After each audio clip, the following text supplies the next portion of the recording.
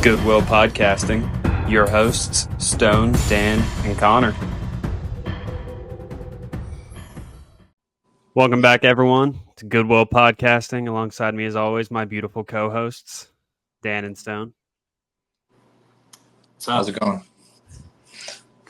I'm talking a little Mad Max today. I'm dusty. I've been in the wasteland for weeks now, man. I need a glorified figure to bring me out and spray chrome in my face. Valhalla, you know. That's you, Dan. Dan is my Immortan Joe. What a great character. These movies have a lot to offer. It's funny how different. I feel like each one really is its own thing. And I don't know if people necessarily realize that, but also we were talking about, I don't know how many people have even seen like the second and third. I feel like it's diminishing through the first three. And the second one, I mean, I like the second one a good bit, but yeah. Starting out with the first one here.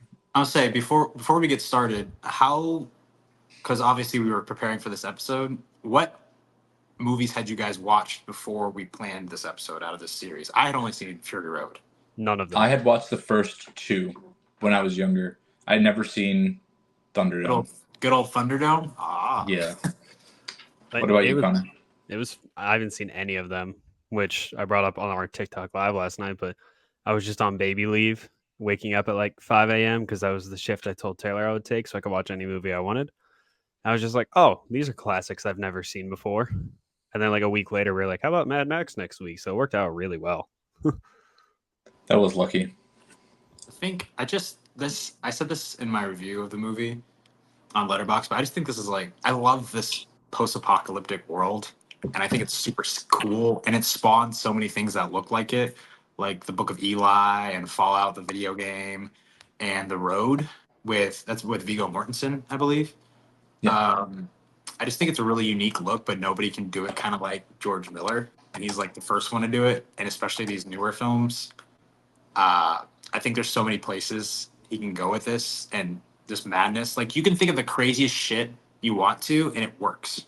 It'll always work because that's the theme of the Wasteland. It's just fucking crazy shit. So I respect that. He's like James Cameron. I think James Cameron and him are good, even though he's only done it once. And I guess Cameron's kind of just Avatar, but just creating these worlds that are just unique and like no one can do it like them. I would not boil down Cameron to just Avatar.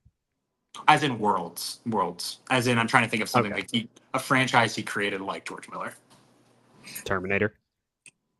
Yeah, but he didn't create. Oh, I guess he did create that. I forgot about the first one. I was thinking of T2. But yeah, I guess we'll get to this. I think there's a little bit of a disconnect, and this is one of my problems with Fury Road. I feel like there's a disconnect in the tone and the feel of the world, and I don't think enough time goes by to justify it. Like, I feel like Fury Road gets so surreal and bizarre, and it feels like non-human, and I don't know. It just feels like such a leap, and I feel like Furiosa went a little bit backwards in terms of like feeling a little bit more grounded. We talked about this last night, and I appreciated it for that. Obviously, there's still a Morton Joe and whatnot, but like, I don't know, it just felt a little bit more real. And Fury Road just feels so just stylized and out there. I don't know. Does anyone else feel that way? Like, after watching the first three? I think there's a reason why. I mean, I can wait till Fury Road to discuss it, but I'll just say a lot of time has passed since Beyond Thunderdome. So a post-apocalyptic world might not look like it's grounded itself anymore when 30 to 40 to 50 years have gone by, and you're now on the Fury Road. So that's my theory as to why it is so different than the first three installments. Yeah, I think so. It's supposed to be 30 years. 30 years can change, man. Yeah, and only 45 years after the original collapse of society. Like, just that's not even a generation. I don't know. It just feels like too much. What are you comparing it to? What societies have collapsed like this? I'm just saying, like, it's not. It's 29 years after Thunderdome. I don't know. It feels like a bit much for me, but we'll get to that. Tina Turner did this to the world. This is what happens when Tina Turner runs the wasteland. You have Fury Road. Everything is because of Tina Turner. Yeah, that was a wild casting. Love it. Love it. You guys want to talk about the first one? Yeah, 1979. What do we think? What do we think? I think this movie was aggressively mediocre, Fair and that take. might be generous. Yeah. I would say it's a bad movie. I don't feel bad saying that. I don't think it's very good. They also made it for 350,000. yeah. And it made So like it made it made $100 million. Isn't worldwide, that yeah. wild? Yeah. Really? Yeah. That's Yeah. So insane. to give a quick breakdown for everyone, first one was this says $200,000 budget. I've seen 400, whatever. It's somewhere in between there. Made 100 million worldwide. Second one was $4.5 million budget, made 36 million. So, definitely they probably felt a little bit of a letdown there, I would assume. And then I think that's a lot of why we saw some of the changes. I mean, obviously it's still a huge success, but I think they wanted to make the third one even more commercial and like, just accessible. So it was a $12 million budget, made 52 million. Then Fury Road was 150 million, made 415. And then I think Furiosa is listed at like 160, and we'll see. But yeah, a $200,000 movie. It feels like they ran out of money at a certain point. And Do you know how this idea got started in George Miller's head? I know that. I mean, I feel like it's very much how he grew up was like big into like car culture. Well, I know. It's he's actually a licensed doctor, and he was working in the ER, and he would see patients constantly that had, car accident or motorcycle accident injuries, and he just thought about that a lot, and he was interested in filmmaking, and that kind of sparked his thought process around this whole universe. And then the details on this are a little shady, but he said there was a time in the 70s in Australia where there was about 10 days where the oil was restricted and people couldn't access it. And there, especially towards the end of when that was happening, there was a lot of tension. So in his mind, he was like, what if this happened for 100 days, And basically the combination of the ER and that birthed Mad Max in 1979. Yeah. But And it's also very much like the environment that he is showing is like very much how he grew up too. Like it was pretty much in the middle of nowhere in a small town. He kind of grew up in a wasteland, and like car culture was everything. Like people's cars were what they had, that they could put their time and energy and money into, and that was a huge thing. And I feel like you feel that in all of these. Like the vehicles mean so much to people, almost in like a religious kind of way. And I feel like it's just like a really special connection between like the driver and the vehicle. So you really feel that kind of culture that he grew up around too. I will say for 1979, though, the thing that stands out to this story is okay. Max doesn't get that mad.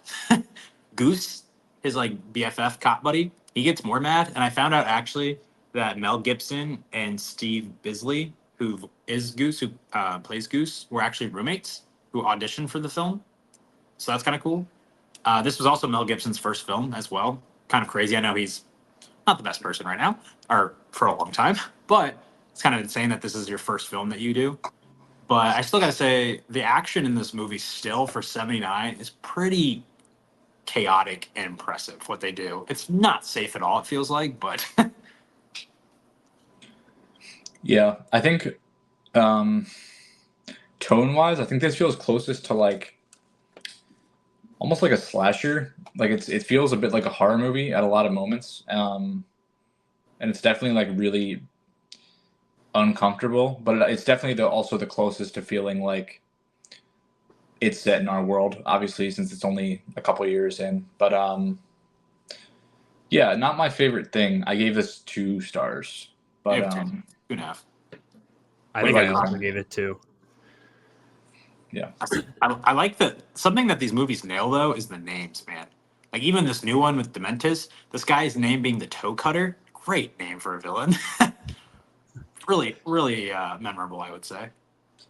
Yeah, and it's also there's so many tongue-in-cheek names like Rectus and Scrotus. Like it's just like fucking. Toe Cutter, Goose, Johnny the Boy, Fifi, Knight Rider, Mud Guts, Ziggy, Singer. I don't know, man. They're all crazy. I did something pretty interesting that I found out is there's actually a documentary on YouTube about the making of this movie that you can just watch for free, and it's called The Madness of Max.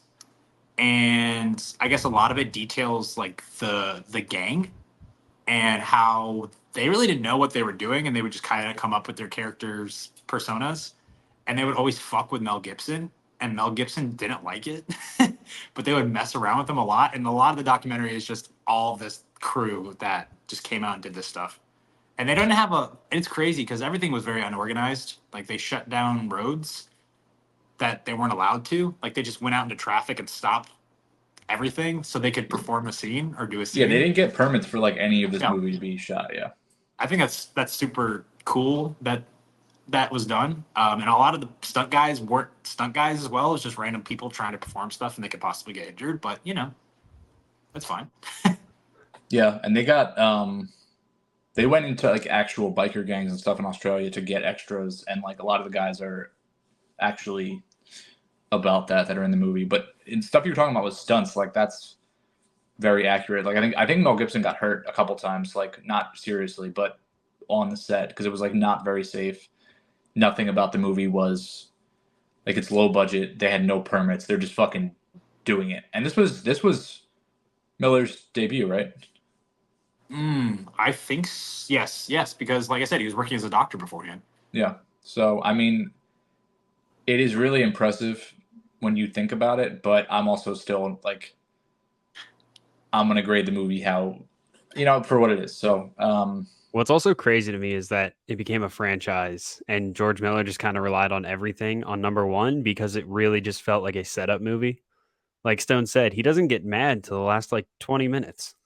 They attempt to do some type of emotion with Max, which I feel like is different for the character. Usually, like he's got a family and everything. Like this is different. But I also don't think they did it that well. I do like that his wife randomly plays the saxophone. I thought that was cool, and it kind of like is a little bit of a callback to the third one, where Tina Turner has her weird group of individuals who are surrounding her. But I like that that's different compared to the newer films, except for Furiosa, which we get a lot of character development. But even when his best friend dies, like he gets mad for like 5 minutes and quits the police force, but he's like, I'm just gonna go on vacation with my family. Everything's all right. that is really weird. I'm not gonna lie.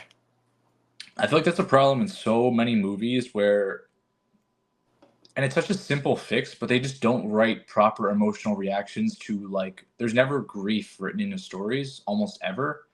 And like, you see it in so many places, like off the top of my head, like when Cedric Diggory dies, like literally the next scene, they're all just like, oh, da, da, da, like all at the school, like in Harry Potter. And it's like, you guys just watched your good friend get fucking murdered by like Hitler of your world. Like, what do you?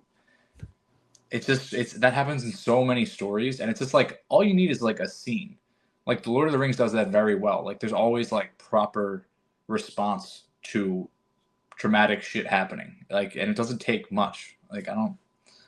One thing that pops in my head of something that did this recently that did it really effectively is Andor. Like Andor, the beginning of Andor, 2 people die, and that like is the driving force for the entire series. Like all the like it's a big ordeal that these 2 people died, that Andor killed these 2 individuals. It's not something that anybody takes lightly, both in his, mental mind, but then also with the Empire. Like, and I think still that's haven't really watched Andor. Was it? I still haven't watched Andor. Oh man, you gotta watch it. Okay, Star Wars my ass. You don't know shit. I'm just kidding. And also, when Star Wars fucks it up too is when fucking Chewbacca dies. Nobody cares. Because they knew he was gonna come back. Yeah. Or like but they didn't fucking know that. Like, yeah. And nobody fucking cares. And it's just like, this is, I don't know. That whole, don't get me started on that scene. But I'm about to make the next episode we do about Andor because I can't believe you haven't watched that, Connor. But that's fine. My wife joined halfway through it, and loved it. Loved the second. She's never watched the first half of Andor. She watched the second half and loved it, and she had never seen anything ever in Star Wars. So I can only imagine what you would think. And I know you have a lot of info in there about the whole galaxy of Far, Far Away. So I hope you love it, but I think I've it's heard nothing but great things. I don't know why I've taken so long. I know why. It's the same reason nobody fucking watched Andor, is everyone got fucking burnt out on all the bullshit that came before it. And a lot of people, and this is just data, a lot of people did not watch it. And they basically were like, why would I watch this? Like, nothing has been good. Like, they were tired of it. And then they put that out. And then some people were like, no, this is like, I don't know the data around X-Men 97, but it's kind of the same thing where like something's so fucking good. But I guarantee some people are just like, I'm not going to watch that. Like, these shows have been bullshit. And it's like, you did that to yourself, Disney. Like, you I know, think the like, only Marvel show that I finished was Falcon and Winter Soldier. yeah, I mean, I watched most of them, but I think a lot of people just kind of gave up. And Yeah. X-Men 97 and Andor are both very good, but a lot of Like- people won't watch them because they have this mindset of like, this shit is just bad. So similar to Andor, though. That's the same thing with Furiosa. Like Furiosa, her journey is because death has consequences. Like she doesn't take it lightly, and that's the real driving force of her character, which is cool. Now, this didn't happen in the first Mad Max movie. George is figuring out his scripts back then, I would say, and it took him some while to nail it down. But yeah, but a big change though from the first film to the second film, I will say. yeah. Do either of you guys have the second movie close to any of the last two? No. Actually, yeah. I think Furiosa is. I think I have both Furiosa and The Road Warrior at 4 out of 5 stars. I think Furiosa is better. I know that's wild for you. I can't wait till we get to it because I think I've been thinking about the comparison for Furiosa to Fury Road for days. I have been unhealthy. I dream about steering wheels and about, decrepit people reaching up for me, Should talk to someone about that. I've been thinking about it. I wish I would rather dream about Anya Taylor-Joy, but no, I'm dreaming about Nicholas Hoult and Tom Hardy. So we'll get to that. But yeah, I think that I really like The Road Warrior a lot. There's a lot of confusion, I think, when this came out because it was. I think it was just called The Road Warrior in the United States, and it wasn't called like Mad Max 2. Yes. The Road Warrior. So I think also that's why it had a poor box office performance that they weren't expecting because people didn't really know what this was. I mean, to be real, it's not poor. It's crazy. It's good, but it's just not what the first movie was. Like, you're still making $52 million off $4.5 million. Yeah. So, like, it's a win, but not a $100 million win. No, but I really enjoy it. For when I watched this for the first time recently, I thought, what's his name? Humongous? Yeah, Lord Humongous. Great name. Good Lord. I love these names. But I was like, oh, that's Immortan Joe. No, it's just another big old dude with a mask on his face who sounds, has an altered voice. And I was like, sick. And then you have like these two dudes on this motorcycle together constantly. One is like a red mohawk, the other one has like a blonde wig. And if I remember correctly, this is a deep cut here. I saw somewhere that George Miller saw the guy who has blonde hair walking outside of an office, and he had a vision of who he wanted it to look like, and he grabbed them and said, "Do you want to be in my movie?" I believe he was a model at the time. So yeah, I love the big thing that I feel like is a staple in this franchise now that the Road Warrior introduced was the fact that the vehicles are way different. Like all of them are altered, and it's this thing he does where he thinks of objects in the wasteland, and everything has to be repurposed, and all these vehicles had to be strategically put together using scrap parts in a way. So this is like the first time that this ever happened in the franchise, and that's like one of the things I love the most about it. Like we wouldn't have spikes on a car in Fury Road unless we had the Road Warrior. Yeah, and I think you see, like, in the first movie, you don't see the new movies. In the second movie, you do. Like, you understand. Like, you see the path to get there. So, Big shift. When I watched the first one, I was like, "What? Okay." cars, sure. Then the Road Warrior opens, a nuke or something has dropped. Apocalypse is now, and I was like, oh, okay, now, now this makes sense. Now this is Fury Road. Now this is the Wasteland. I understand now. I was gonna say the jump from 1 to 2 is like substantial in quality for me and storytelling. Because number 2, I would go back and probably rewatch. Just don't read my letterbox review on it. It was a one-line review, and all I said in my review was, "Can we stop killing fucking dogs, please?" Did the dog die? Yeah, he kills a dog in 1 and 2. Yeah. That sucked. I will say though, There's a yelp and everything. I do remember that one scene that I loved where I think they put there's a string hooked around like a shotgun's like trigger and it put it in the dog's mouth, and the dog has the Like a the bone. yeah, the ability to kill the gyro captain if he wants to. I thought that was really sick. And I mean, we're talking about the jump from 1 to 2. It's only so the nuclear war stone happens after 2. It happens between 2 and Thunderdome. So the jump between 1 and 2 is only 3 years, and it's just like stuff's getting worse. But after 2 is when the nuclear war happens. Really? Wow. But like, it doesn't quite feel. Again, this is the same thing I said about Fury Road. It doesn't quite feel like a 3-year jump to me, but I don't know. I mean, I like it a lot better. I gave it a 3.5, but I was gonna say I've only seen 4 of these. I haven't seen Furiosa, and only 2 of them I would go back and revisit. And that's I like 2 and Fury Road. Beyond the Thunderdome is wild. I can't. But honestly, I would watch all of them again. Maybe besides the first one. Be honest. I like Beyond Thunderdome a lot. But something that's different with this one, or just in this universe itself, is that Max is so interesting because the action is the main characters of these movies usually. Besides when it came to Furiosa, like that's why you're here, and you have to understand. And you get this, and this has kind of always been the thing when it comes to these movies after, doing these rewatches. Max doesn't really have a whole lot of characterization to him. He's kind of just a survivor. And he does all these things for these people because it benefits him. And eventually he warms up to them. It's like, okay, I'll kind of help them, but this is still helping me out as well. I think that's really interesting to have a main character like that in a world like this. And 1 and 2 are really just about revenge, right? I mean, like 1 is building up the revenge, and then 2 is executing it. So, Yeah. like again, like you said, I mean, that's what his character is. His character is violence, and I did. I mean, the part I did like about the first movie is like, I think his dynamic with his family is like fine. I think it's believable enough. I thought it was really fucking, and not to backtrack, I thought it was really fucking dumb when she just like went off by herself to like go to the fucking beach. Like, you're being hunted by psychopaths. What are you doing? That was like, there was a lot of moments where I'm just like, this is dumb, like slasher dumb. But wasn't she getting ice cream? I understand that. I mean, I had a long day. Is ice cream worth your life? I mean, hold on. She fell asleep on the beach. I went to Staten Island yesterday to watch Hitman. I was really tired. And I drove a long way, and I was ready to go home. But then I remembered there's an ice cream stand that's open only during the weekends. And I tried to go last weekend, and I couldn't. So, yeah, last night I got a large vanilla cone dipped in cherry. Good Lord. She got that. You know what?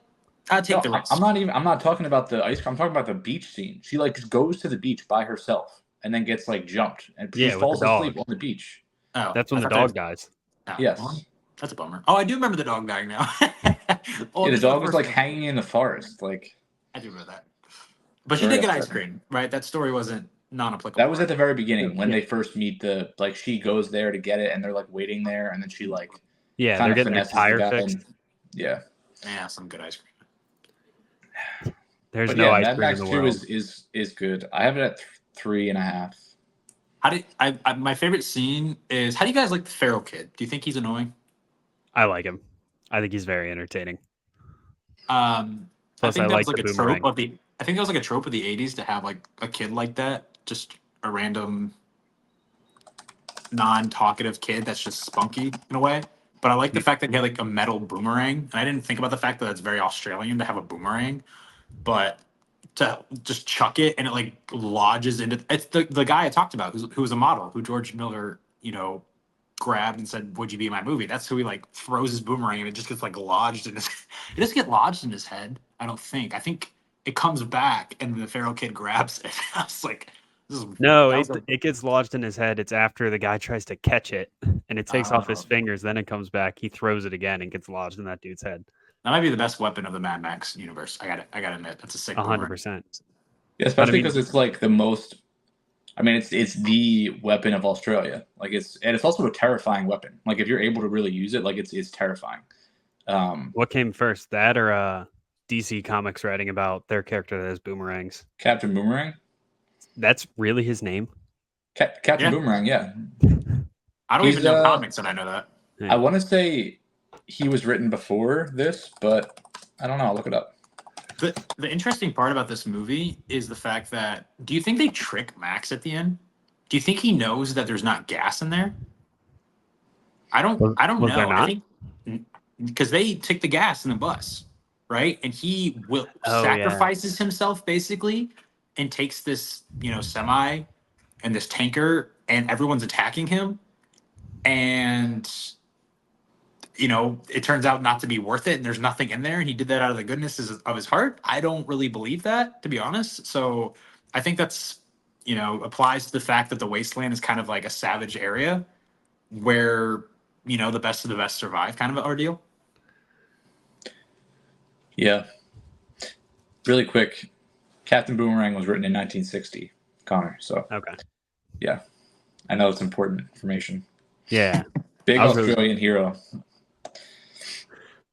That's one way to put it. I think if we're talking about any Australian hero, it's Steve Irwin. Rest in peace. A good one. There is a guy who I believe he came back to do the stunts for Fury Road. I don't know about Furiosa, but his last name was Norris. I'm trying to look at his first name right now, but basically Chuck. there's this. I don't think it's Chuck. But there's a scene in this movie where he hits this. His vehicle is going at like full speed. I'm getting viruses on my laptop. Give me 1 second. and basically, it doesn't matter. He hits this object going at full speed, and he like tumbles in the air, like super fast.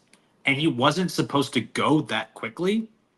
And he had a pin that was lodged in his side or it was already in his hip and it got displaced. Like he had a pin already in his hip and the impact of that like shifted it around even more. So he got kind of hurt from that. His name, let me see here. Shit, I gotta find it. But yeah, that is something crazy that I found out. And I believe I believe he came back for Fury Road though. That's a really upsetting injury.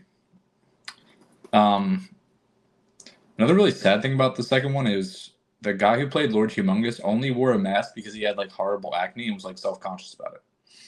Really? Aw, that's sad. Yeah. He was jacked as hell though. He was huge. Yeah, for real. Man, if he has self-esteem issues. Hey man, just goes to show you it affects everybody. Yeah, like J-Lo suing your friend. She's I guess I can't speak on her, but it's a nice lady. For legal reasons, J-Lo seems like she is a great woman. Yes. So his name was Guy Norris. I found it out. So it said instead of flying over the wreckage like Superman, Norris knee clipped the top of the buggy, and he whirligigged like a marionette shot from a catapult. Despite the boxes, he said, "I broke my femur." Still, Norris limped to the set a couple of days later and shot his final fight with Mel Gibson, propping his broken leg up on a box just outside of the camera's frame. That's dedication. Like I said, and he came back afterwards and did another movie. That's insane. Hell yeah. So that's why these movies are so good, man. I mean, they're good is a dangerous. bit of a stretch. They're dangerous. I don't know. They're unique. They're dangerous as hell. There's really nothing like them. Like, oh, the Fall Guy. We're like, oh, cool stunts. Like, this is fucking stunts. Now, do people get hurt? Don't, you're a Fall Guy defender. I'm not a Fall Guy defender. I said it was okay, I think. It's not okay. People like it. We could get into this. People like it. We don't like it, but the Not enough for it people. to make money, sadly. Hold But on. The people who went and saw it liked it. not Now, me. people might. The general audience. A lot of people didn't like it. It's so funny. We had this argument. I told him that 50%, the Fall Guy. So, what I think happened, let's get on this little tangent with the Fall Guy. The Fall Guy didn't make a lot of money its opening weekend. I think that a lot of people thought it looked like a generic action movie and didn't show up for it. That is fair. But the audience and the critics score is like 85% across the board for Rotten Tomatoes. Also, fun fact, the letterbox score of the Fall Guy is higher than Kingdom of the Planet of the Apes. Letterbox does not matter. I Who the know. fuck has Letterbox? Look at the number of Letterbox users, and then look at the Okay. number of people in the world. Like, What it's a subset of people What that do you- like love movies that are do you going to want me to look up? appreciate it. IMDb? IMDb? What do you want me to look up? What- Sure. What, I mean, what, I was what will I was gonna say, validate? Stone, if you want a prime example of why not to look at Letterboxd, is my wife has one, and she's like giving Django like a half star because she didn't like it. So there's Any- like, Anyways, that's devastating. I told Dan it's actually dropped 50% in its first weekend, to the second weekend, like money wise, which isn't bad. That's actually very good when it comes to a movie. You don't want your movie to drop like 60 or 70%. Like that's horrible. Like Morbius dropped like 72%. Kingdom of the Planet of the Apes actually Did you dropped in its second weekend. It dropped 55%. So the Fall Guy actually had a better hold from week to week than Kingdom of the Planet of the Apes did. Now, obviously, more people were excited about Kingdom of the Planet of the Apes and they thought it looked better because it made more money. But my thing is, the people who went and saw the Fall Guy, I think the Fall Guy actually got an A cinema score, and Kingdom of the Planet of the Apes got a B plus. So the people who went and saw it, even though a lot of people didn't, because I think they thought it was generic, they liked the movie. It's just a fact.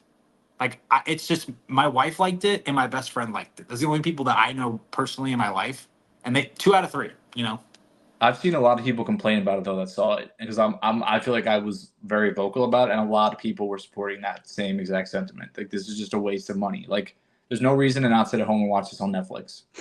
true. I agree, but I don't know. So that's our little tangent on the Fall Guy. I think there's factual evidence that supports the fact that people liked it. Now, obviously, People like didn't. every single movie though, Stone. There's no movie in the world mostly that somebody doesn't like. Like the Fall Guy might have found a very specific target market.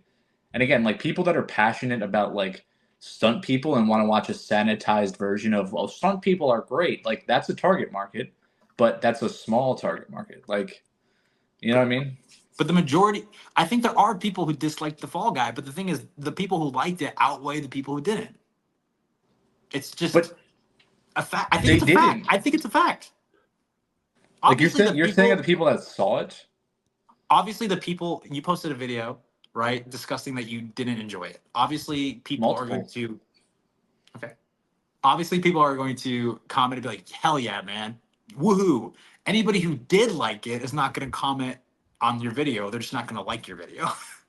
You think people that like things that I say are bad don't comment about it?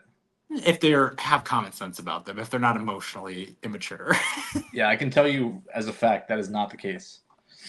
Well, let's see here. What did Beyond the Thunderdome? Let's see here. Mad Max Beyond the Thunderdome. Did people like this movie when it came out? What do you think? I think let's do a guessing game. What do you think the critic score is, and what do you think the audience score is for Rotten Tomatoes? Probably why are we using Rotten Tomatoes though? Because we were just talking about it. I thought it'd be a nice segue. I feel like it's probably bad. I don't know. I I would don't know. guess in between 50 and 60. 67. All right, critic score is what? 58. Audience is 67. Critic score is 80%. Audience is 50. Ew. Or 49. What? Again, Audience. Rotten Tomatoes is just like who the fuck? What audience member also is like going on? Do you ever go in and actually read the reviews on there? It is preposterous. Like it's all just complete rubbish. I don't know. I agree. Atlas had a 17%. Fuck that, man. That movie's great. Rotten Tomatoes doesn't know shit. Well, I'm not saying that, but I'm saying like what's Morbius's Rotten Tomatoes score, Stone? It's ass too. They didn't rate it high. No, the audience score. Oh, That's what I'm talking about in terms of reading reviews. Well, then it's really hard to have a bad audience score. It's really hard. So what's Morbius's audience score for the record? Hold on, I'm clicking on it. You already know what it is. You already know what it is. You're asking me. 71%. Okay. I rest my case. Okay, well, the Strangers Chapter 1 had a very bad audience score. Like I said, it's just difficult because a lot of times when it comes to audience scores, a lot of people are really passionate or dispassionate or they hate a film, right? So they go out of their way to rate it in a weird way.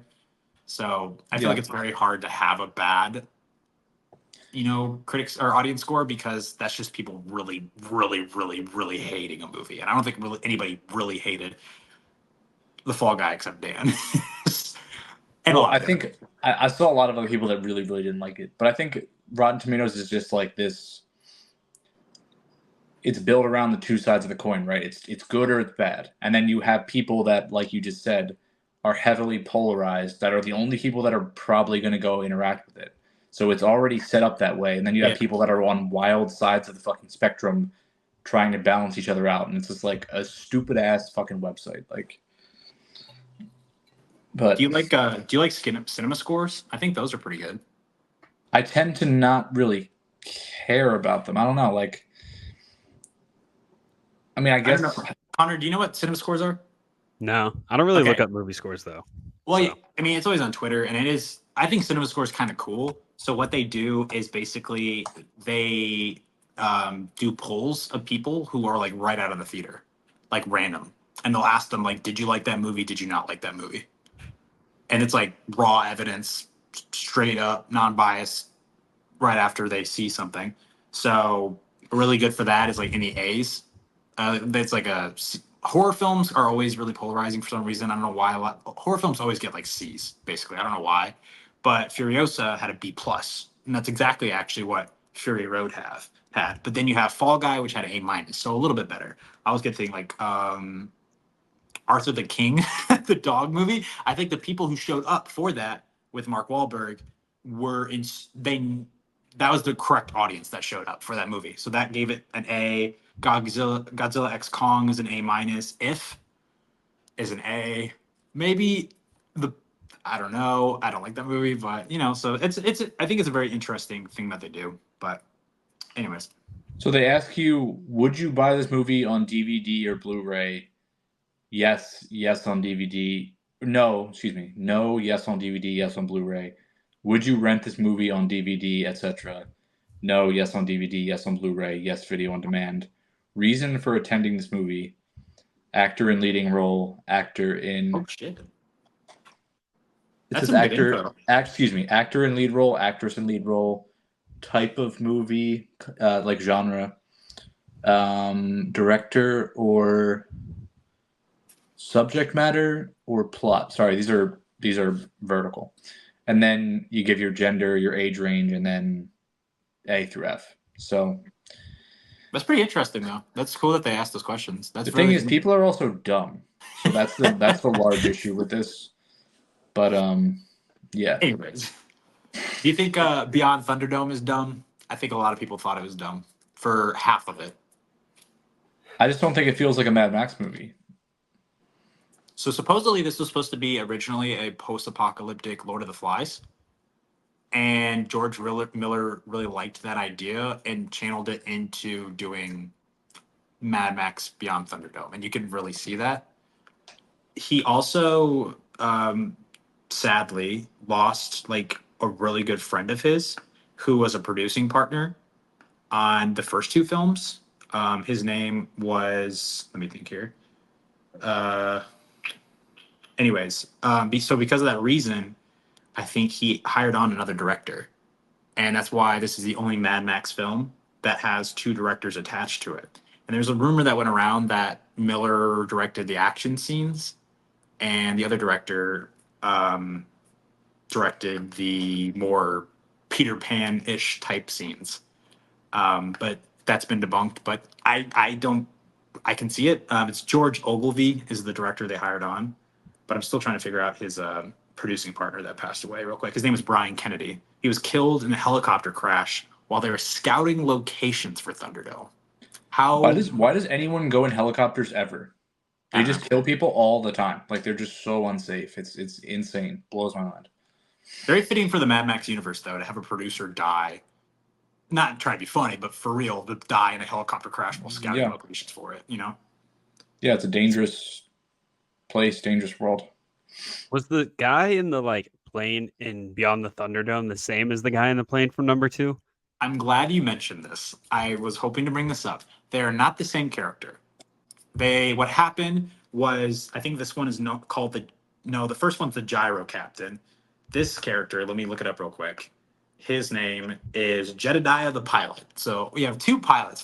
So what happened was the actor who was going to be in the third film, Beyond Thunderdome, Jedediah the pilot, dropped out right away, and they were like, "Shit," or like right before filming. So they just got Bruce Spence to come back in.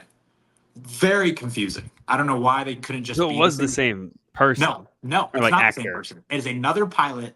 It is the same actor, but is a different character. So very confusing because they like Why would steal they all do of that? That's the dumbest thing I've ever heard in my Yeah, life. Yeah, just I change agree. the script and make it the same guy. I agree. It is And Mel very Gibson also confusing. meets him and goes, "You," Yep. like Nope. he knows him, Nope. Not the same person. which is so Very stupid. confusing.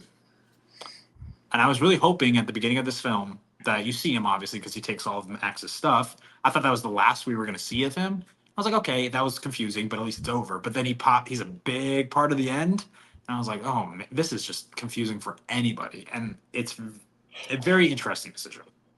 Wait, because I remember seeing him in the beginning. I was like, why did his friend from the last one just like steal his shit or like Not the knock same him person. over? Yeah, And it's another pilot, too. Connor, did this remind you of any Star Wars project? are you looking for an answer in specific? Yes. Which one? Not Andor. We know that. Shit. I mean, I'd say the beginning kind of reminded me a little bit of like New Hope's beginning with like the Jawas and everything else. I think it feels a little bit Return of the Jedi-ish, just with how fucking hokey it is. Yes, And people with compared like it to that. Okay. Yep. and with the Ewoks. entire beginning, and I mean Return of the Jedi was 2 or 3 years before this, maybe. I'm guessing. A lot of people did compare it. They said the children are very much like the Ewoks. I think Return was 83 or 84. Yeah, it was 83, and this was 80. Was this 85?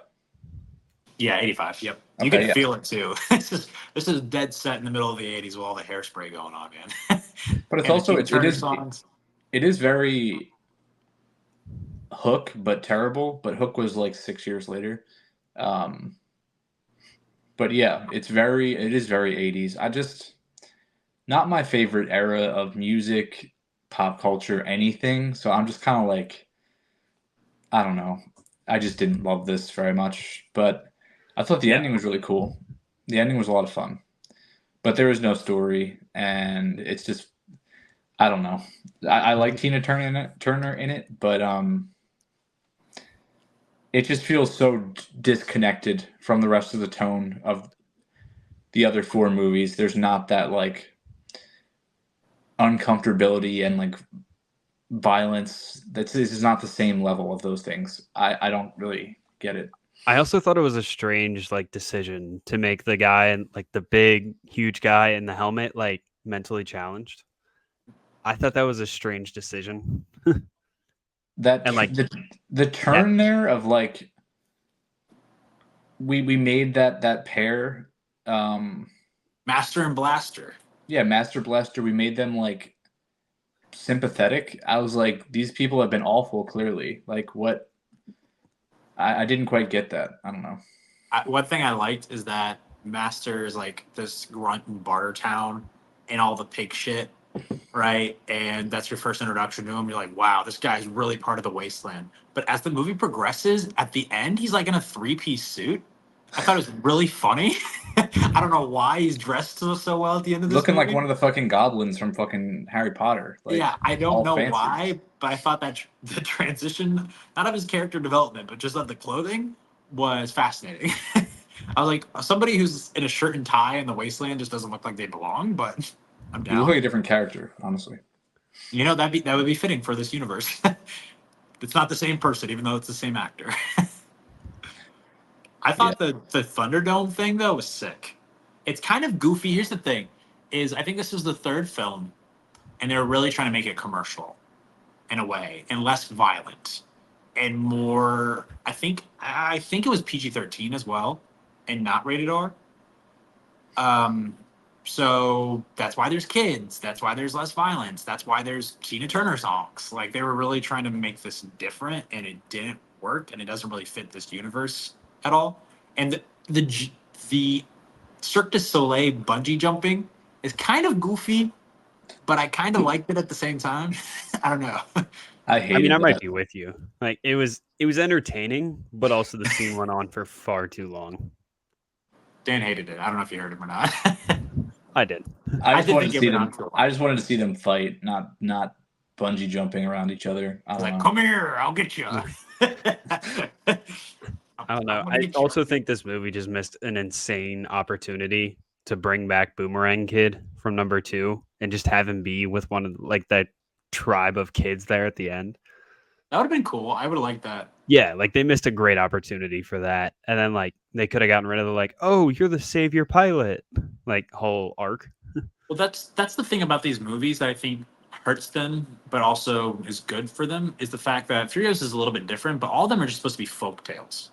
Like this is somebody telling a story about this person named Mad Max.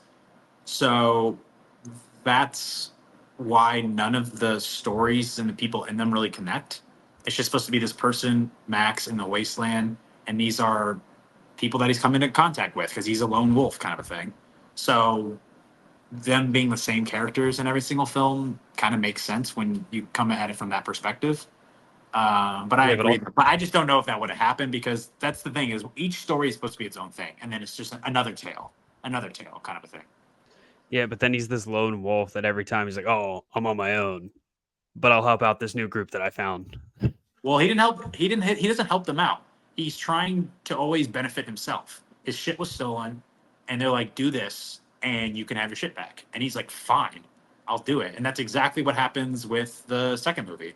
And Okay, that's but then exactly what happens. He what helps about them when at half the kids run away and then he's like, fine, I'll go help you find them. He changes eventually. That's the whole progression of his character always in every single film. Like he's always like, "Fine, I have a little bit of heart in me. I will help out these people," but always it's I'm gonna do this just because it benefits me, and eventually it turns into him saving kids from quicksand.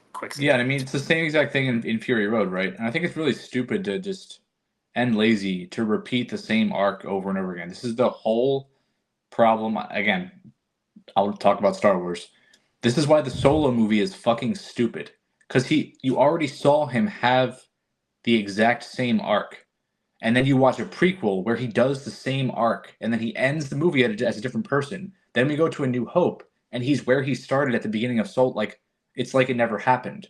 And that's why the movie is fucking stupid and pointless, because it's just, it didn't know what to do, so it gives him the same arc. Okay, I'm going to help the rebellion. I'm going to sacrifice for other people. I'm going to put something above myself. And then, beginning of New Hope, same exact character. Well, yeah, and then the last thing you see is Darth Maul, so people walk out of the theater saying good things. Yeah, that's just that movie. It's just the laziest imaginable writing, and I feel Like I like said, that's I think that's what you're getting into with these movies, and you got to kind of know that going into the universe. Like you know how Max is going to be, and you know what's going to happen. Like shit's going to happen to him.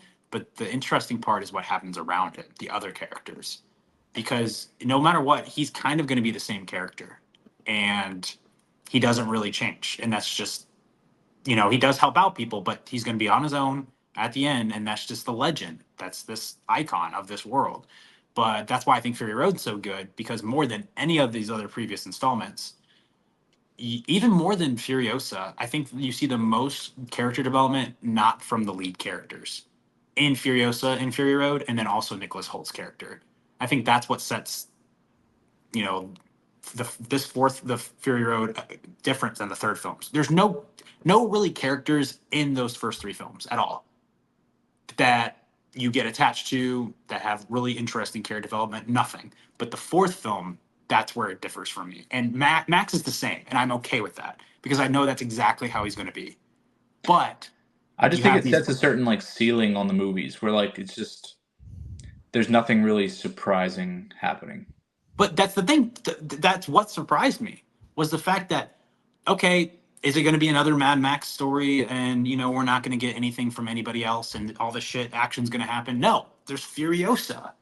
there's Nicholas Holt, and there's these war boys that have this weird religion with Immortan Joe, and they spray drugs in their mouth, and they're serving him. Like that was insane, a crazy step up from the third film. There's so much added into Fury Road, so much lore, and like I said, 20, like you said, it's 20, 30 years have passed. There's so much unique ideas in this movie that Mad Max being his normal self does not bother me at all. Yeah, and I'm not really talking about that movie in particular. I'm just talking about in general. I think it's like having the same repetitive arc in the first three movies is just, I don't know. But I agree. I agree. I So will Fury say, Road. I mean, I think there is some. I mean, do you guys want to say anything else about Thunderdome or I'm tempted to play the Tina Turner song that plays during the credits, but I won't do that. please Would you don't? guys rate I it? don't know. At Two three and out a of half. five. 3 out of 5. 2.5 for me. That was also 2.5. So of the first three, do we all have 2, 3, 1? Yes. Yeah, Okay, nice. which I feel like is probably the general consensus. Well, Letterbox doesn't matter, but on Letterbox, the first one's over the third one. But that doesn't matter. I'm not saying just- Letterbox doesn't matter. I'm saying it's a very particular subset of people. And like especially with something like The Fall Guy, when you're dealing with a group of people that clearly have a great deal of passion for movies, and it's a movie about stunt people I that the gotcha. majority of people don't give a flying fuck about, it's gonna have an inflated rating because it's people that already love movies. That was kind of Gotcha. my point about Gotcha. Letterboxd. Definitely not saying it doesn't matter, but do you guys want to talk about Fury Road? Yeah. Yeah. Connor, what do you know about the production of this movie? I know it was hell, and I know Charlize Theron and Tom Hardy didn't like each other. Okay. Originally, the idea sparked in a George Miller's mind in the 1987. And the reason why people say the script was written in that year is because his script is, what if there was a giant chase scene for the entire movie? That's the script of this film. But the fact that there were so many things that delayed it, and this would interest you being the military, 9/11 halted it for a while, and then also the Iraqi war, because they were originally going to be filming in Africa, but they had to change it from Africa to Australia because of the Iraqi war. And then also there's a whole thing, I think this might have been the cause of 9/11. I think the American dollar went down in ratio to the Australian dollar. So financially, it wouldn't have been smart to film Fury Road around the time of 9/11. I think that's what happened. But then all that happened, Mel Gibson gets too old. You know, that delayed 5, 6, 7 years. And then do you know who was the number one person to cast before Tom Hardy? Heath Ledger. Well, Mel Gibson got old, but he was also like saying just preposterous things the entire time. Yeah, just it was a fucking himself combination. out of It was the a role, combination. so. Yeah, true. But yeah, Heath Ledger was, before he died, the number one person to take up helm of Mad Max. Then he passed away, and then we get Tom Hardy. But then the craziest thing to me is that they were ready to film in Australia, and then a rainstorm happened. It's a huge thunderstorm right where they were going to film, and the desert became infected with flowers, and it wouldn't have fit the Mad Max vibe. So they waited, I believe, an entire year, and I think like the flowers didn't go away or something. So then they had to ship everything back to I think it's Namibia, I believe is how you say it, in Africa, and that's finally where they filmed. I'm going to be honest. I think I might prefer Tom Hardy in this role over Heath Ledger. I think Heath Ledger would have done a fine job. I mean, I'm not saying that. I mean, Heath Ledger was a phenomenal actor, but I think in this particular role, I like Tom Hardy better because I also think Tom Hardy's a great actor. I think Tom Hardy has more of the physicality and like the brutality about him for the role. That's why I'm leaning him. The other thing with how they made this, like Miller storyboarded this before he wrote the script, which like it shows like that's, I think that's, you know, kind of the point of the movie. I think the script's pretty fucking bad. And I think the dialogue is really fucking bad, like almost distractingly bad. Um, What moments? I'm curious. Like, what pieces of the dialogue stick out to you as it being bad? it's nothing I wrote down. It's like very consistent though. Um, I feel like there's very little like subtext ever.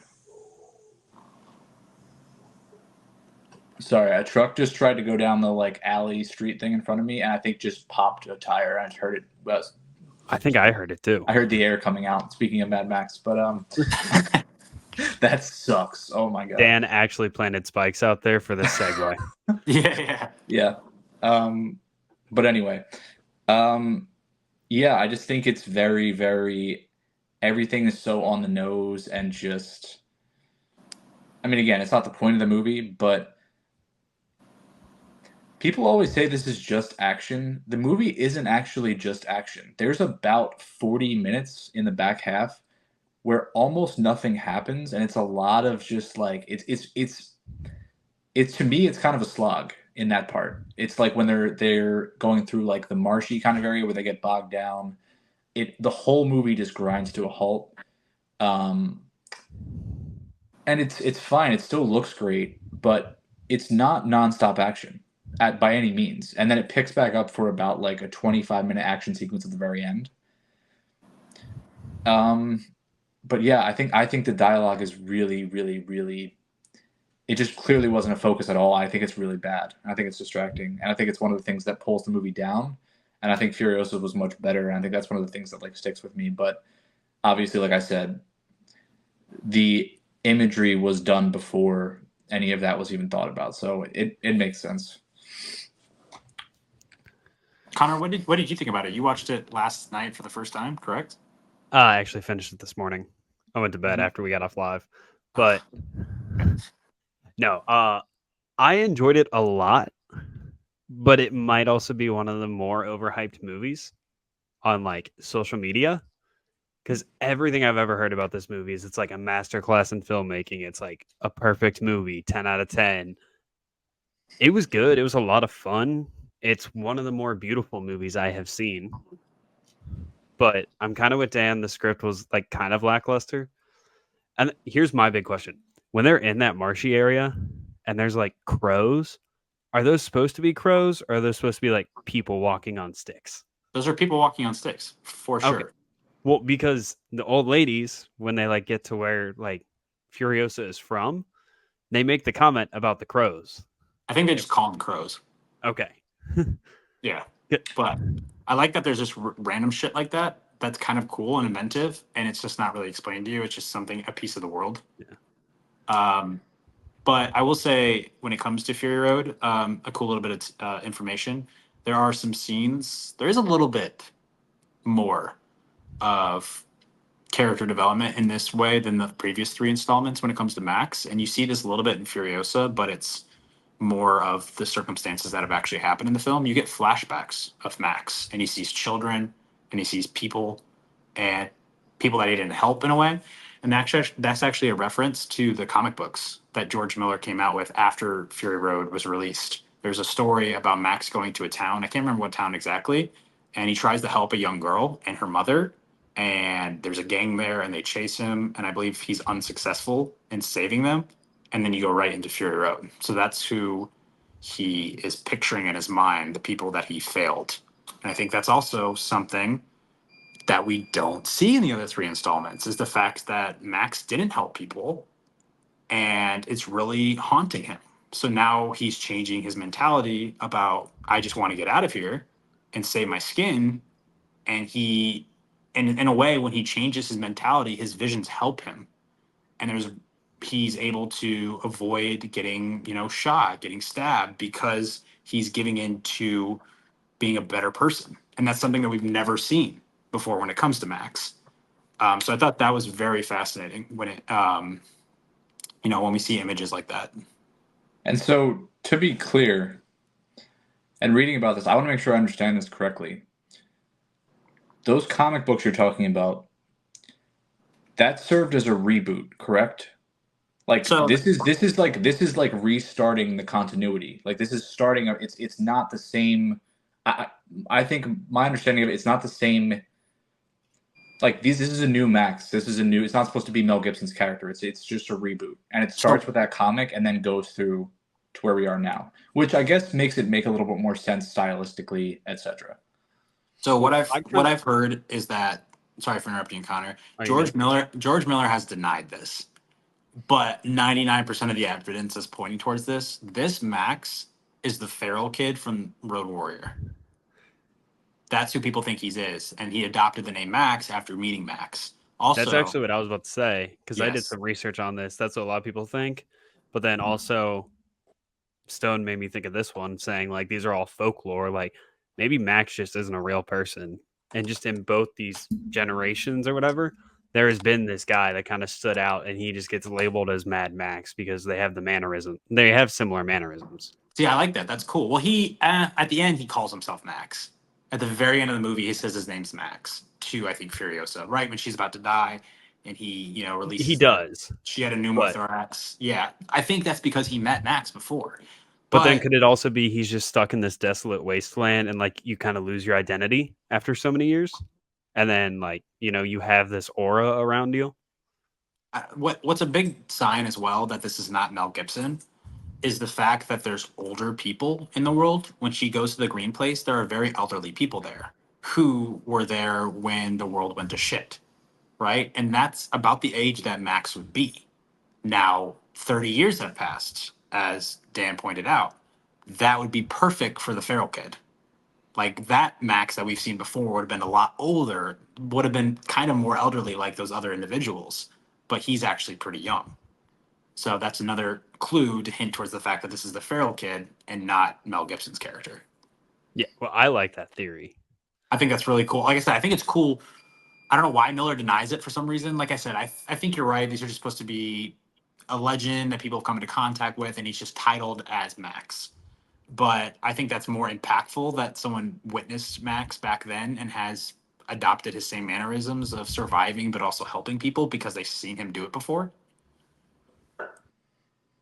Dan's doing a lot of research down there. Yeah, he is. But Yeah, I'm just reading. I was gonna say some other tidbits that are cool about the production of this film is basically Warner Brothers got impatient and they told Miller he was filming in Namibia, and they're like, "You got to finish this by this date." He did not get it finished by that date. So him and I believe his wife went back to Australia. The film was not done. They filmed everything besides the beginning and the end, and they edited it together. And I think his wife won for best editing, if I'm not mistaken, for the Oscars, which is kind of cool. But then the Warner Brothers CEO got fired, and then a new one got brought on. And the new one that got brought on, obviously, I don't know, the shareholders or somebody was like, "You got to go look at this Mad Max shit because we've got this in the back burner. We don't know what to do with it." So I think Miller showed him a rough cut of the film that they had filmed. And he was like, shit, this is really good. So I gave him some additional funds and they had to go and refilm or film what was left. So Charlize Theron actually shaved her head twice for this movie because there was basically two different times that they shot on set. Can we talk about Nux really quick? Because I think I feel like that character is like wildly overhyped, and people talk about him being a good his character arc is bad guy, now he's good guy. Like that's what we're looking at, and it's just like that Is is Nux just Nicholas what. Holt? Yeah, like what about that is not predictable or just like, and I think I mean I understand it's basically like a cult, and they see him as like a religious entity, but I think it's kind of about him coming to see like, okay, he doesn't actually care about us. Um, but I don't think it's well fleshed out enough in terms of how he changes. Maybe it's just like he has a connection with the redhead woman, and obviously that's like a romantic connection. Um, and then maybe it's just like they both see each other as people, where they might have just seen each other as the enemy before, or just very different. So they're able to have that like understanding and connection. But to me, it's just like it's not some kind of like deep character change or like transit. I don't know. What do you guys think about it? Well, I was actually going to bring that up because it's one of the notes I took when I was watching it. Was it bothered me just how fast he transitioned? Yeah. And I think if you're like a literally insane religious zealot who is ready at any moment to take your life for a cause or an ent or like a person, like that could be years of like rehabilitation to get out of that. And what is the I just don't see justification there for that outside of like he likes a woman.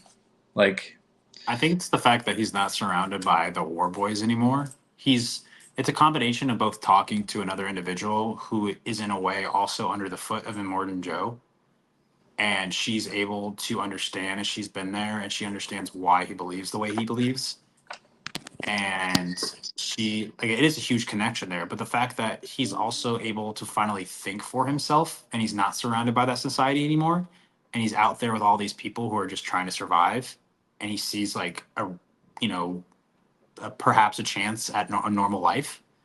And I think it's the setting that really makes him calm down and to think about things and put things into perspective. Now, like you said, it could take a long time for that to happen. Maybe it does happen a little bit too quickly, but I think the setting as well. And I think what also highlights this is just the way it's filmed. I love this section of the movie. Like you said, you think it really dies down a bit.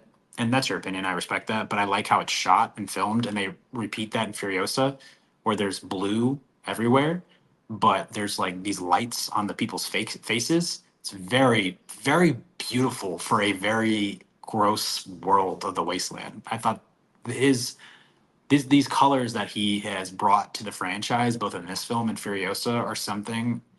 And the editing style, and it's just this and Furiosa, I love so much just for the how unique they are, just everything about it. So yeah.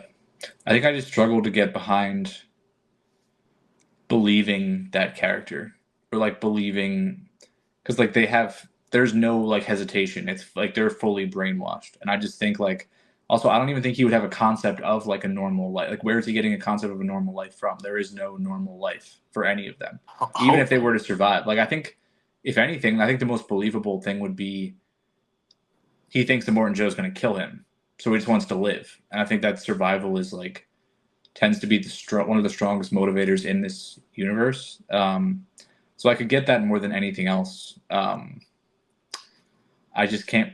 I struggle to see him caring about any of them. I don't know. It's interesting. I mean, he is. It's a good performance. I like the performance a lot, and he's a likable character. But I don't necessarily think he should be as likable as he is. Also, this isn't really a Mad Max movie. The movie's not about Max. Like Charlize Theron is still like Furiosa to me is still the most interesting character and the main character. And I don't know if that's a problem, but he's just not as compelling in my opinion. well, I believe that George Miller actually wanted to film Furiosa and Mad Max Fury Road at the same time, which is insane because he could barely film Fury Road at one time and get it all completed. So he already had in his mind that he wanted to do a Furiosa movie. So I think in a way this is a transition between Mad Max to a Furiosa movie, which is exactly what it ended up being. So there's a reason for that. Fury Road, Furiosa. It's in the title, Dan. Come on. I mean, it's pretty easy. I mean, that's on your part, if you're not that So it's smart. Mad Max's Furious Road to Furiosa being the most interesting character. There you Yeah. go. Dan bitches when movies don't or tell him exactly what he's supposed to feel, but then he also bitches, when he has to figure it out. Yeah, I just think Max is such an iconic character, and it's kind of like it's a little weird to not have him be the most interesting character in the movie. But that's always his thing. I mean, you can't. I would not like it if Max, like George Miller, wants to do another one of these films. I think he's trying to do a sequel to Fury Road now, Yeah. and a new trilogy, and it's going to be about Max, I believe. It'd be cool if they got Furiosa in there, but I think it should be about Max. And I think Tom Hardy should come back. Like you said, I think they have, even though there's a lot of tension, and Tom Hardy literally went to a convention and apologized that he was being an ass to George Miller in front of a lot of people. I think he has matured as an actor, and I think that could really be effective. As he gets ready for Venom 3. Yeah. But I just Shout out to think, Brock. yeah, I just think that's just who Max is. So if there's another movie that comes out, I I wouldn't expect Max to be any different. That's just who he's always been. Like I said, there is a little bit difference here. But he was Is the that you most get interesting character in the first three.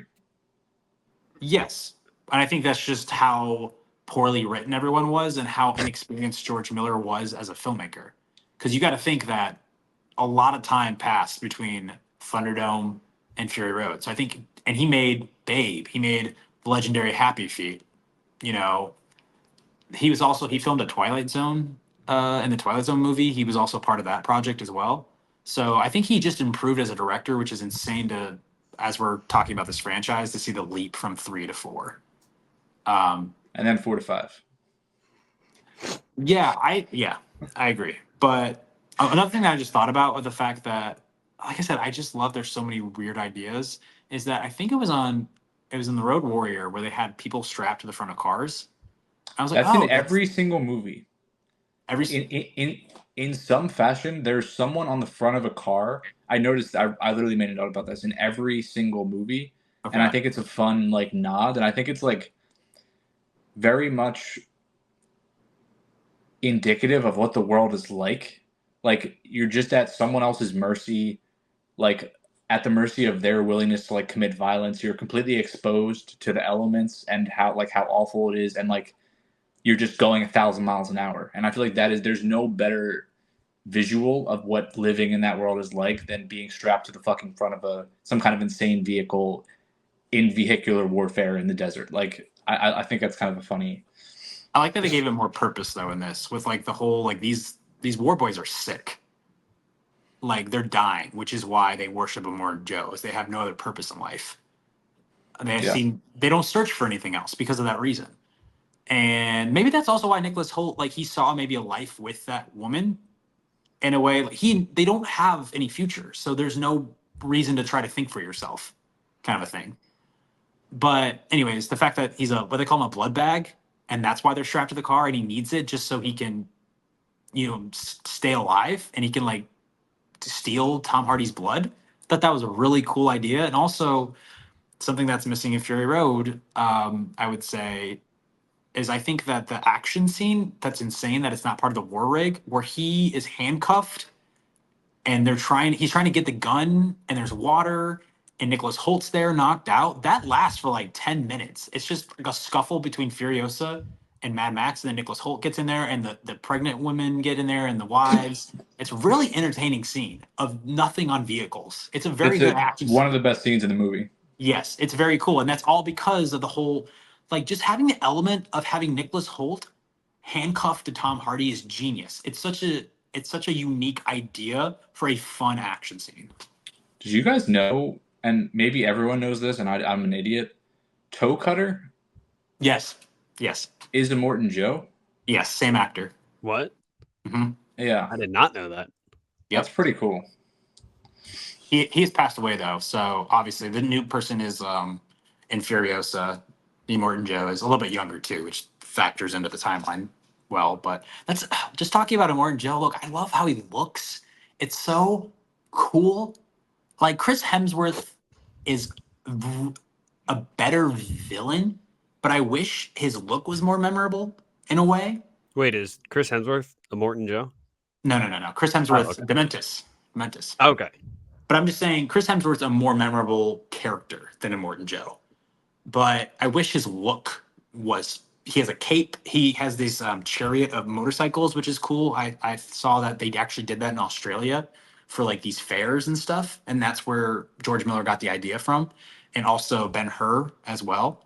Yeah. But Morton Joe is so cool looking, and the fact that his armor is like muscles, and there's a scene whenever he talks, his mouth doesn't open. But there is a scene where he almost runs over his wife or does run over his wife, and all of a His sudden mouth's going. the mouth Yeah. opens and he's like screaming. And I also think he's a very interesting character because he's a very bad person. But you kind of don't know, he kind of cares for the wives, but also it's because he just wants an heir at the same time. But he seems like he's very hurt that the woman died at the same time. I don't know. But I just love his look, and I feel like it's very unique. And the coolest thing, maybe, of the entire universe is just that character. I would say, and the way that he looks. Yeah, and Connor, to clue you in, he's in Furiosa, but it's almost like him and Hemsworth's character Dementis are like feuding warlords. Like they're kind of like Okay. competing. Like it's like a power struggle, and I love like Furiosa really kind of gets into like the politics of the world and like how it works and like what Bullet Town actually is and like um Gas Town is Yeah, Gastown Bullet Farm. yeah, Bullet Farm and Gas Town, like what, like how they work, how they integrate into the world, what their values are, and like how these nut jobs that rule this place, like the impact they have on the people that follow them and how negative that impact is, and just like the type of personalities that when there's this type of power vacuum will like gravitate towards that power and be able to take control. You kind of have to be larger than life and awful, and that's what both of them are. So I just think it's really cool to see like more, like see how the world actually works. Um, Another interesting thing is these movies have gotten progressively longer from 1 to 5. Every single movie is a little bit longer, and I like that, and I think it's worked. And I think when you look at it, every single movie has. I think 4 took a step back, but every single movie up to then has like added in more layers of understanding around the world. I think. I mean, you can say it's like I don't know. I have to think about that, but and I think it's done that with a longer runtime, which is cool. It yeah, it's kind of like what Dune is doing. Yeah, I mean, it's. I agree. Like the first Dune movie is very much groundwork, and it's like some people think it's slow and whatever, Which is but also a really bold move by Denis. yeah, because that could have just flopped. Well, yeah, because the first one is not well spoke about, like from like the 80s. Oh yeah, no, So no, like no. with how hard that one flopped for Dune to make like essentially a setup movie. It was bold. Yeah. Yeah. Um. Yeah, but it paid off, man. Oh, 100%. It's mind blowing for me that I think you said this to say that Fury Road doesn't set up more of the world or establish more of it, because I think it's like if Bartertown never left and 30 years go by and everyone's drinking that radiation water and there's no hope anymore and you have a tyrant and you do, I don't know, I think it does add a whole lot. Like I think just the people who live within the Citadel are they like worship vehicles. Like it's so interesting, and I think it's way more interesting lore wise than anything that goes on in any of the movies, because I think Furiosa, I don't know, it is very much a prequel, and I have to be okay with that because there's nothing unique or new except Chris Hemsworth. Like Gastown was an idea from Fury Road, and Bullet Farm was from Fury Road, and there's a lot of time in the Citadel when it comes to Furiosa. And I wish we explore. It's hard though because it's a prequel, and you have to set up the events of Fury Road. But I wish we ventured out into places we didn't know with Furiosa. I guess we're getting into this right now and we're doing our little reviews, but I wish we could have seen more of the green place. I wish we could have been in Chris Hemsworth's society a little bit more. I wish Furiosa was there a little bit longer. You give like 2 sections of it, kind of when she first gets into the camp, and then also when they're having their fun with the motorcycles at that one point to someone's demise. But it felt like the War Boys were there. And I think you see this as well because at the end, Connor left, so I don't know if I'm going to, he did that because he doesn't want spoilers. But you see snippets from Fury Road. And as a big fan of that movie, I think they understand that when it comes to the lore, it's never going to get as good as that. So there's War Boys in here. You even see like a quick flash of the dude with the flaming guitar at a point. And there wasn't what I love about the Mad Max universe is there's always something that surprises me, some chaos, some character, some event. What surprised me most in Furiosa was the character development and how much time and the way the story was told, but no part of the wasteland itself ever blew my mind and was something new and that I've never seen before. But I think And that is something new, and that's something is something we haven't seen before because for all the like pomp and circumstance around all the movies leading up to this, I struggle to give a fuck because it's just like it's just visuals. Like that's fine, but I want a movie. Like I want characters to care about. And I think the new thing here is, and I don't fully agree because you see a lot of things about how like the war rig was created and how she got into driving it and her relationship with the other driver, which I liked. I thought that was a really good element of the story. Like, um, you go into the bullet farm and see what it's like there, and they kind of have their own, like people like defending that are kind of like their own thing, and also just the idea of it not just being a universal dictatorship of a Morton Joe just ruling with an iron fist, everyone worships him. Like, no, there's war here. Like there are other factions. There were other factions at play, like with Dementis, and I think seeing that element of the world is interesting because that's a huge power struggle, and even within Dementis's army, like you see like dissent and the other guy trying to like stab him in the back, kind of, and like play both sides of it. Like you see all the layers to it, and it's not just like one all powerful villain. It's a world that's at war still. And I think that's very much the message of this movie is like the war never ever fucking stops. Even though the world is annihilated and everything is different, people are still it's still this violent. It's people are still finding things to fight about and resources are still incredibly scarce and valuable and it's just more of the same in terms of like how humanity functions. And I mean they talk about it and there's like I guess it's like exposition towards the end where Furiosa is kind of talking about it and about how um like this rage is just built out of sadness over and over and over again, and that's the cycle, and that's the cycle of violence that the entire world that they live in is stuck in. And I think it was just a very like poignant story, and like her story to me just is the most interesting thing that's happened in the universe. I agree. I agree. And I think she's one of the better characters in fiction. I honestly think I will like it more on rewatch. I do. When it's a big story, there's a lot that goes on. I mean, it's a saga, so I think that I need to absorb it even more. I will say something that I don't know if I will get over, to be honest. And people think this is a bad argument. I've seen it so much, but I don't think the movie looks as good. And it's difficult because, especially, don't want to give spoilers away, but the sequence, the third act, I'll just say the bullet farm. There's a lot that goes on there that you couldn't do that practically. You couldn't. It's just a fact. But I know that, and obviously, Mad Max Fury Road used a lot of CGI, but it was incorporated so much better, and I think it was over relied upon here. Like I gave you the last night, told you my opinion on this, but there's some very wide shots of the landscape when it comes to the motor vehicles, and you can see like 20, 25, 30 vehicles at one time. And in Fury Road, those were actual vehicles that were on a road, and they planned that out. That was the scene where they're going into the dust storm. But then in this, whenever you see wide shots like that and you see 50 vehicles or 40 vehicles, I can tell they're all fake. So I think Fury Road hurts this because I know how good this world can look if it's planned out properly. But like I said, there's just certain, I guess I might have to deal with it, but there's just, you can't do stuff practically in this movie when it comes to certain scenes.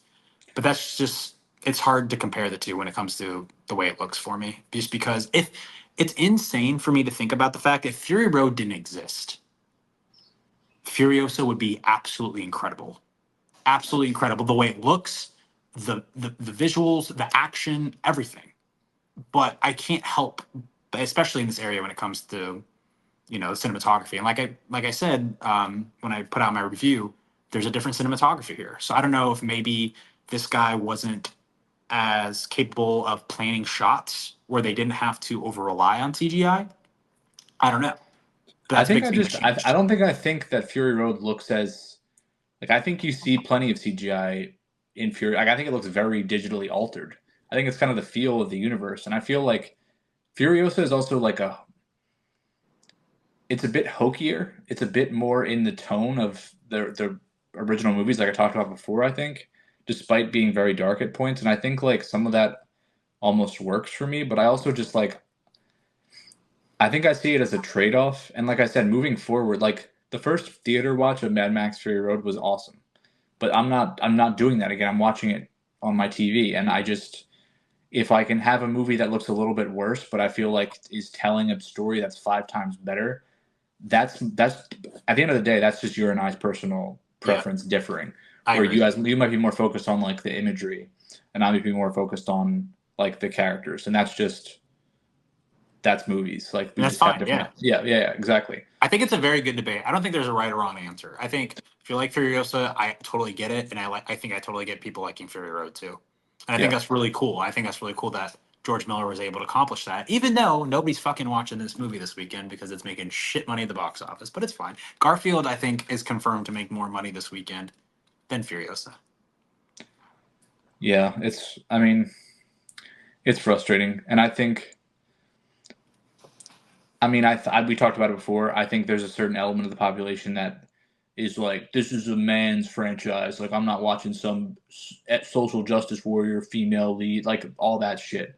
That's very much a present thing here, and I think it's definitely going to hurt the movie. And people are just so fucking smooth brained that they can't like process that it doesn't matter. But and also, Mad Max Fury Road is, I would say, just a straight up feminist movie.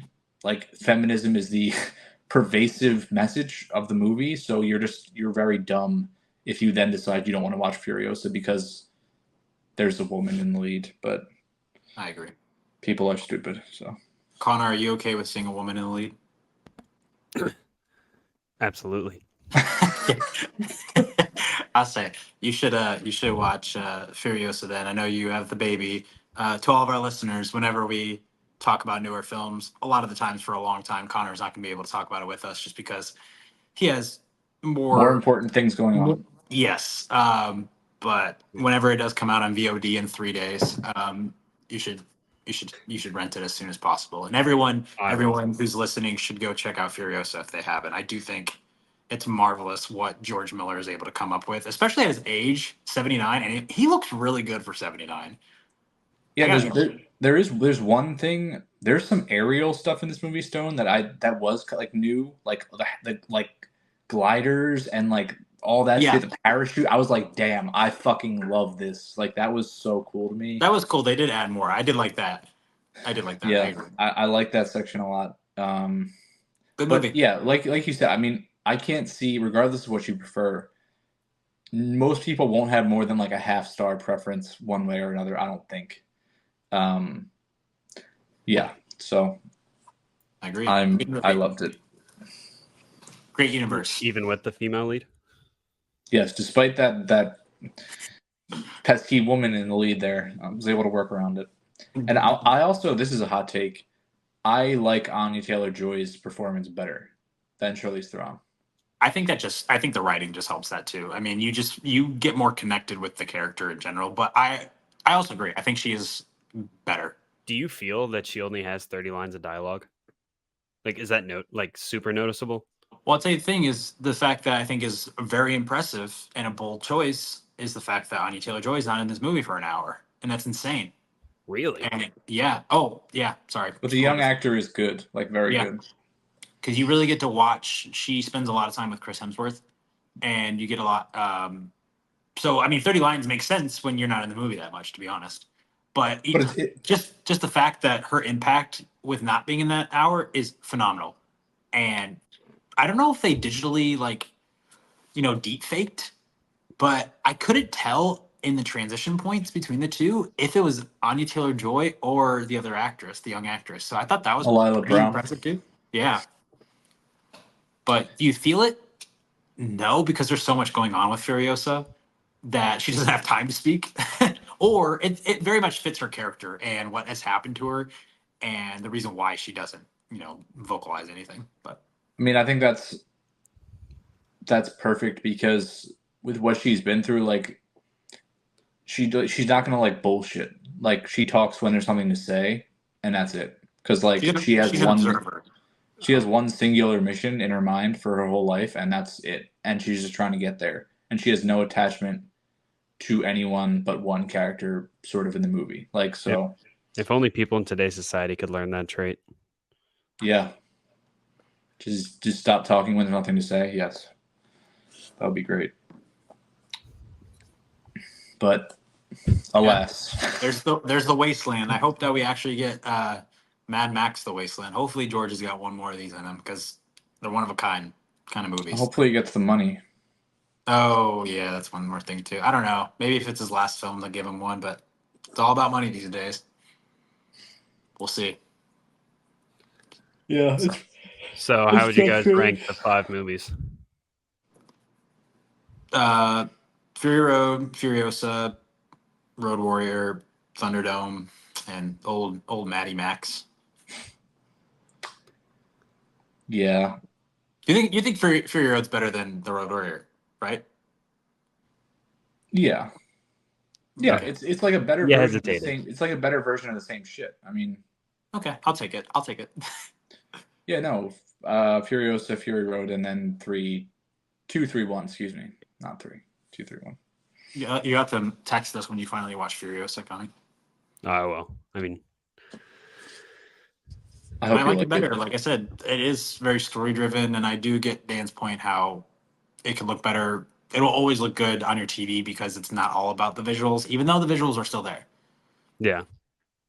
Yeah, I didn't. it does still look really fucking cool. Like, Yes. we gotta like. Yes. It's. I watched a lot of Fury Road on my iPad, so I watched it You on guys my gotta iPad. I stop told doing Dan, that shit. Watch it on yeah. a fucking TV. I told him my iPad loads the internet better than my Roku TV attached to my apartment. So I watch everything on my iPad because it's not buffering all the time like my TV is. look, Dan, I got a newborn at home. Yeah. Bright lights are not ideal. That's fair. That's fair. Do you guys want to give people something to watch? I was gonna say I have mine ready. If you, Oh, shoot, go ahead. I'm gonna go with the movie from last year, The Covenant. Kind of Nice. sticking with the action genre here. But I think that was one of the more underappreciated ones of last year.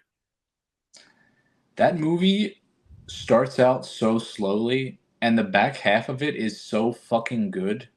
It's unbelievable. Like, as soon as that movie gets isolated down to the pair of them, I think it's beautiful. And a lot of the stuff before that feels very formulaic and just like I wasn't really into it, but I was so happy I stuck with it because I ended up loving it. And I think I gave it 3.5 or 4 stars. I really liked it. So I was gonna say it had a very like kind of weak first act, 20 minutes, like you said. But after Yeah. that, I think everything is just beautifully done. And I think yeah, and it's an important story too. I mean, yeah, I was gonna say, and I think some of the PTSD scenes are some of the better ones we have seen in like war movies. yeah. Stone, did you watch that movie? Yeah, I was Covenant. Okay. Yeah, I thought it was very solid. Better than in the Ungentlemanly Warfare movie by Guy Ritchie. I still want to Consider watch that. It's fine. It's fine. It's How boring. close were the comparisons like to a Walmart brand and Glorious Bastards accurate? No, that was so fucking lazy. It's one. Dude, here's the problem. They cast the motherfucker that played Hugo Stiglitz as the villain. That was stupid because you're gonna get people automatically pulling Comparing that. it to- Yeah. And then they took like there's one moment that is where a similar conclusion is drawn in the movie as to the conclusion that was drawn in Inglourious Bastards off something that happens. And it's like one moment. Everyone's like, it's an Inglourious Bastards. Like, no, it's not. It's a Guy Ritchie movie. It's very fucking British, which Tarantino is not.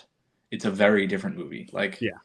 It's very different tonally. This one's like more about fun, which Okay. Django. it's an 80s. Yeah. It's an 80s movie. They're like 80. This could have been like fucking Arnold and like any of those guys, Stallone. Like, they're untouchable. They're not gonna get hurt. They're just fucking machines, and they're laughing and having fun. Like, that's what it is. So I got to step away for a second. So you guys say your recommendations. okay. Oh, okay. I would say mine was going to be. I don't know if you watched this, Dan. I think you probably have, but A Bigger Splash. No. Oh, that's good. I'm a big. Speaking of Anya Taylor-Joy, I don't know why, but I'm just connecting these two with The Menu. I love Ray Fiennes. I love him to death, and He's a great actor. This is this is a really good performance from him. It's really solid. I think it's criminal that he wasn't nominated for an Oscar for it, to be honest. He is louder than life in this film, always dancing, always talking, not of nudity. You see a lot of Ray Fiennes in this movie, a lot of Tilda Swinton, but it's a film about Tilda Swinton's like a rock star who has had vocal surgery, and her partner are like exiled in Italy. This is crazy comparing this to Call Me by Your Name, because Call Me by Your Name is so peaceful when it comes to the country, but this is like a fun movie in a way. And basically, yeah, Tilda Swinton and her partner, they go to Italy to get away as she recovers. But Ray Fiennes was, I believe, a producer for her back in the day, and they used to be a couple. And Ray Fiennes actually introduced Tilda Swinton's current partner to her. And anyway, so he like calls, because he's always like a never take anything seriously kind of guy, and that's just his thing. So he like calls up Tilda Swinton and wants to go visit her. So it's about them, and your favorite Dakota Johnson is his daughter, who she comes with him as well. And there's this all this tension between Dakota Johnson being very young and kind of like naughty in a way, like looking at Tilda Swinton's partner. And then you have the connection between Ray Fiennes and Tilda Swinton. They have a lot of history. And it's a very interesting juxtaposition because she can't talk, but Ray Fiennes talks nonstop, which I love. Give me always Ray Fiennes talking. But then there's a lot of things going on. It's a romance film, and I feel like that's the staple of all Luca Guadagnino movies, is just speaking about romance always. Where do you put it in his Oh movie? shoot, nice. I think this is better than Suspiria. I can tell you that. I do have it ranked. Let me check real quick. I think Also, is it streaming? I don't believe so. Okay. I don't believe it's streaming anywhere. I believe I had to rent it. Let me check real quick for that. But yeah, you have to rent it. It's not streaming anywhere. Unfortunately, $4 if anybody can cough that up. But let me see where I do have it ranked in my. I gotta watch. I didn't realize I love Tilda Swinton. You know that. I didn't realize Luke Guadagnino uses her so much in his films, because she's also in what's called I Am Love And Suspiria, right? and Suspiria in this film. So let's see where we got it. Ooh, I got it above Bones and All, which I do enjoy that movie, as we've spoken about on this podcast. But I got Bones and All, Suspiria, and then A Bigger Splash, and then Challengers, and then Call Me by Your Name. Okay, got you. So I'll definitely be watching that. I would say news just came out this week that they're making a George Floyd movie, which I'm not going to get deep into, but I would say if anybody hasn't watched Fruitvale Station from 2013, you should just watch it. That was about Oscar Grant. He got murdered by the police in Baltimore, and this is Michael B. Jordan. It's only like 80 or 90 minutes, but this was Ryan Coogler's directorial debut, and it just kind of takes you through Oscar's life, kind of like a day in the life. And I think, to me, I think with stuff like this, the best thing a movie can do is not exploit a situation, regardless of tragedy. That's always important. It can't be exploitative. I think you also don't need to paint people angelically to be painting them as worthy of not being murdered.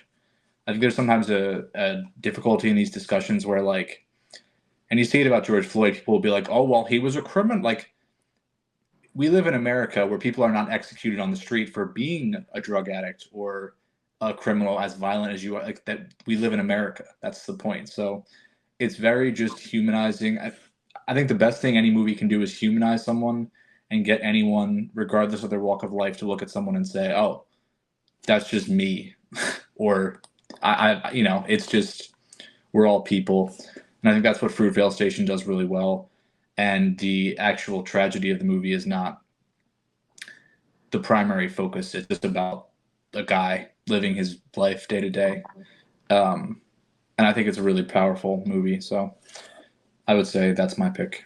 Where's it streaming at? It's on Max, I think. Cool. Yeah. It's on my watch list for a while.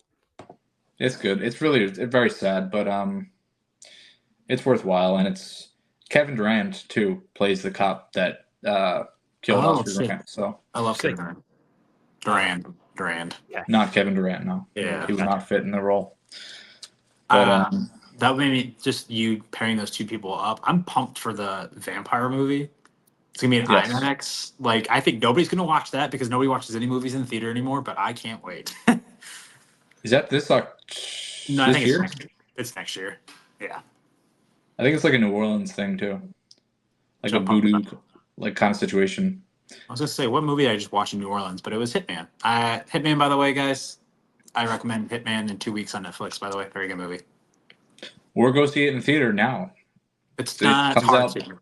It's hard to. Well, drive hours and hours. Where did you watch it? Did you go to a screening of it? No, I got a screener. Okay. I'm writing a little thing about it for the streamer, so I got a screener through Netflix. So you watched it at home? Yeah. Lame. I mean, it got delivered to me, so I'll take it. That's pretty cool. I'm curious if it's in theaters around me, like in Philly. I'm gonna look that up. I don't know because I had to drive. Like I said, I had to drive to Staten Island to get it. But I guess Philly's a bigger town than what I live. So Was your movie recommendation The King of Staten Island? no, it was not. It was a Bigger Splash, Luca Guadagnino movie. Very good with Ray Fiennes. So Hitman is at my like local artsier theater that I really like, and it's at Bryn Mawr Film Institute too, another smaller theater in the suburbs. So you can see it if you want to see it in Philly. I was gonna say I'm seeing if it's anywhere close to me. Hope it is. Also, yeah, another recommendation from me and Dan is Hitman for everyone. Yeah, it's just like everyone's like, I'll criticize a movie and people are like, no, it's fun. Shut up. Don't say that. And it's like, this movie is actually fun. Yeah, It is smart. It is funny. It's not trying too hard. It's not like the humor works. It makes sense. Like the performances are really good. The romantic chemistry is excellent. It's like, it's an attractive, funny movie with a good story that's simple and isn't trying to outthink you. It's not trying to outdumb you. It's just a movie. What I hate about comedies is when they try to make jokes and the jokes don't land. They don't really try to make jokes in this movie. It's just a funny Just a movie. funny story. Yes. Yeah. It's actual comedy. Yes. Very Yeah. much different. Beautiful thing. Liked it. Don't tell me jokes that aren't funny. Big old problem. And also, don't tell jokes that make someone's brain go, oh, that's a stupid joke. And now I'm not paying attention to the story anymore. Because who the fuck talks like that? Like, Takes you out of the movie. also, Antonio Brown just filed for bankruptcy, in case anyone was wondering. That's funny. On that note, CTESPN. Yep. I hope this won't be the last time that we say goodbye to the Wasteland, though. I hope that we do get one more movie, and I hope that you enjoy Furiosa, Connor, and I hope everyone who checks it out really likes Furiosa. Yeah. Because I don't think they want. I don't think that you cannot like it. It's just if you like films and like what they can do and be, it's just kind of astonishing. Yes, I agree. Don't let it flop. I was gonna say, and for anyone who made it this far, keep responding to the Q&As down below on Spotify because we got a lot more responses last week than we ever have. So, and thank you for everyone listening. I know we have a little bit more listeners than last time. Excited. Next week we're going to talk about 2024 horror with Chuck, the movie guy. I'm not excited at all. I'm pumped. I'm really love to have someone that passionate about that genre on the podcast, and I'm excited to. Oh no, I'm excited for Chuck. I just don't like horror movies. Oh well, the movies that we're going to talk about. It's been kind of a iffy year when it comes to horror, so should be fun talking. A lot of quantity, not as much quality. Yep, very much so. I was gonna say I've seen Immaculate. That's about it. So yeah, follow us, subscribe now, so you can be prepared when that comes out. Or unfollow us if you haven't liked this and were following us before. Just unfollow. Yeah. There you go. Yeah. All right. Any other closing thoughts, boys? No. Go to the theater, watch movies. I think I'm gonna go watch Garfield. Please, God. I like You going to the couldn't drag movies. me to that bullshit, man. I like going to the movies, so I might go watch it. That's fair. As you say, I'm about to A-list. head to the Reds game, so It's like AMC A-list. It's like you got free tickets, and might as well just go to a That's movie. correct. You're paying for Yes. it. All I was right. gonna say, that's a very loose free tickets thing, but anyway. It's cheap though. It's basically IMAX tickets are like $18. Doing AMC A-list is like $23. Also because of where you live. Yeah, dude. Here, IMAX tickets are like $26. Like if I buy it, literally, if I go to one IMAX movie, I'm paying for my fucking month basically. So like, I think I paid $14 for an IMAX ticket around here. that's nice. Still, if you go to 2 movies, AMC A-list, it's like that's just like the best deal in the world to Well, go to. I'm a Cinemark member because that's just closer to me than AMC. AMC is definitely the better venue around me, but like that's a lot more fun to go to. Like if you guys ever came to visit, that's where we would go, but not the one by my house is just small and like it's a very like suburb style movie theater. Yeah. Nice. All right, everyone will come out and check us next week. If you're a horror fan, or share with your horror loving friend. Thanks, everybody. Bye bye.